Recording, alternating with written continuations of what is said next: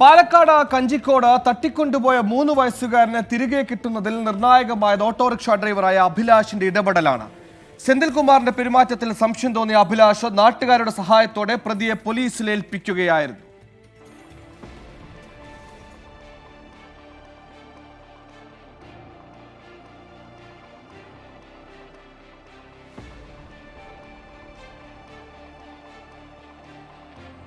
ഇന്നലെ വൈകിട്ട് വീട്ടുമുറ്റത്ത് കളിച്ചുകൊണ്ടിരിക്കെയാണ് 3 വയസ്സുകാരനെ തട്ടിക്കൊണ്ടുപോയത്.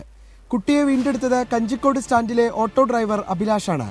മദ്യപിച്ച് വാഹനത്തിൽ കയറിയ സെന്തിൽകുമാറിന്റെ പെരുമാറ്റത്തിൽ അഭിലാഷിന് തുടക്കം മുതൽ സംശയം തോന്നി. മിഠായി നൽകിയിരുന്നതിനാൽ കുഞ്ഞ് കരഞ്ഞിരുന്നില്ല.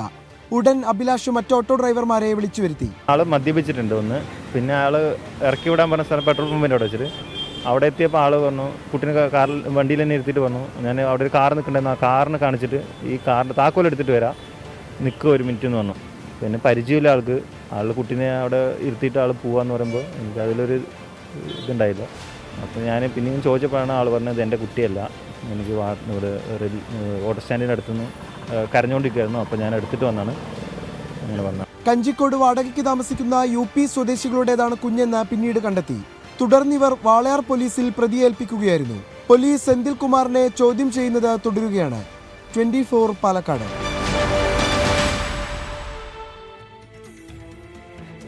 ഓട്ടോ ഡ്രൈവർ അഭിലാഷിന്റെ ജാഗ്രത നാടിന് അനിവാര്യമായ ജാഗ്രതയാണ്. 24 അഞ്ചിന്റെ വജ്രത്തിളക്കം.